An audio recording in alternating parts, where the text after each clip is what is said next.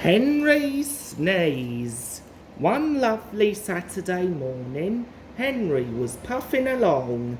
The sun shone, the fields were green, the birds sang. Henry had plenty of steam in his boiler and he was feeling happy. I feel so well, I feel so well. Chickadee-chock, chickadee-chock. Henry saw some boys on a bridge. Hello! Oh! Oh! Oh!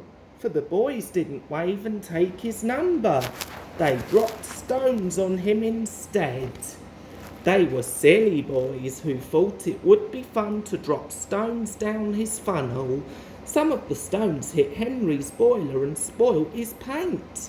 One hit the fireman on the head as he was shoveling coal, and others broke the carriage windows. It's a shame, it's a shame. They've broken our glass, they've broken our glass. The driver opened the first aid box, bandaged the fireman's head and planned what he was going to do. They stopped the train and the guard asked if any passengers were hurt. No one was hurt, but everyone was cross. They saw the fireman's bumped head and told him what to do for it. And they looked at Henry's paint. Call the police! They shouted angrily. No! Leave it to Henry and me. We'll teach those lads a lesson. What will you do? Can you keep a secret? Yes, yes. Well then, Henry is going to sneeze at them. What? The driver laughed.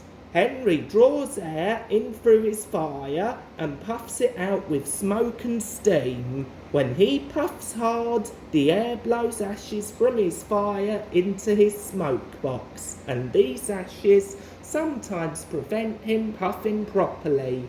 When your nose is blocked, you sometimes sneeze. If Henry's smoke box is blocked, I can make air and steam blow the ashes out through his funnel. We'll do it at the bridge and startle those boys. Henry puffed on to the terminus where he had a rest. Then he took the train back. Lots of people were waiting at the station just before the bridge. They wanted to see what would happen. Henry has plenty of ashes. Please keep all windows shut till we have passed the bridge. Henry is as excited as we are, aren't you, old fellow? And he patted Henry's boiler. Henry didn't answer. He was feeling stuffed up, but he winked at his driver like this. The guard's flag waved, his whistle blew, and they were off. Soon in the distance, they saw the bridge. There were the boys, and they all had stones. Are you ready, Henry? Sneeze hard when I tell you. Now! Smoke and steam and ashes spouted from his funnel. They went all over the bridge and all over the boys, who ran away as black as soot. Well done, Henry. They won't drop stones on engines again. Your coat is all black, but we'll rub you down and paint your scratches and you'll be as good as new tomorrow.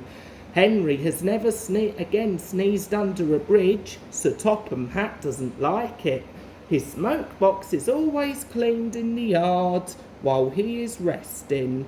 He has now gone under more bridges than he can count, but from that day to this there have been no more boys with stones.